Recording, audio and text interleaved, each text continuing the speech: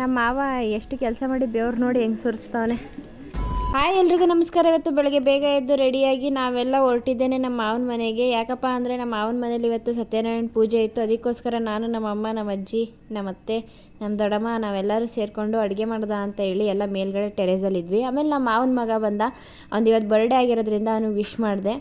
ಆಮೇಲೆ ನಾವೆಲ್ಲ ಕೂತ್ಕೊಂಡು ಏನೇನು ಮಸಾಲೆಗೆ ಐಟಮ್ಸ್ ಬೇಕು ಅದನ್ನೆಲ್ಲ ಹಾಕ್ಕೊಂಡು ರುಬ್ಕೊಂಡು ಅದಾದಮೇಲೆ ಎಲ್ಲ ಕೆಲಸ ಮಾಡ್ತಿದ್ದೋ.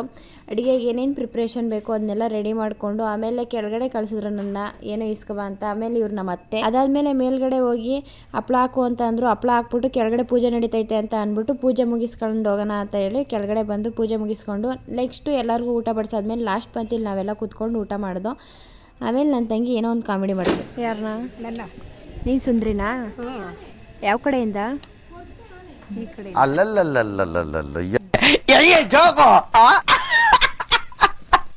ಆಮೇಲೆ ರಾತ್ರಿ ಎಲ್ಲರೂ ಒಟ್ಟಿಗೆ ಸೇರಿ ಇವತ್ತು ನಮ್ಮ ಮಾವನ ಮಗನ ಬರ್ಡೇ ಆಗಿರೋದ್ರಿಂದ ಎಲ್ಲ ಸೆಲೆಬ್ರೇಷನ್ ಮಾಡೋದ ಅಂತೇಳಿ ಕೇಕ್ ತಂದು ಕೇಕ್ ಕಟ್ ಮಾಡಿಸಾದ್ಮೇಲೆ ಅಲ್ಲೇ ಇವತ್ತು ಊಟ ಮಾಡಿಕೊಂಡು ಆಮೇಲೆ ನಾವು ನಮ್ಮ ಮನೆ ಕಡೆಗೆ ಬಂದು ಇದೇ ಇವತ್ತಿನ ಮಿನಿ ವ್ಲಾಗ್ ಆಗಿತ್ತು. ನಿಮ್ಗೆ ಇಷ್ಟ ಆದಲ್ಲಿ ಪ್ಲೀಸ್ ಲೈಕ್ ಮಾಡಿ, ಶೇರ್ ಮಾಡಿ, ಕಮೆಂಟ್ ಮಾಡಿ, ಸಬ್ಸ್ಕ್ರೈಬ್ ಮಾಡಿ. Thank you for watching my video.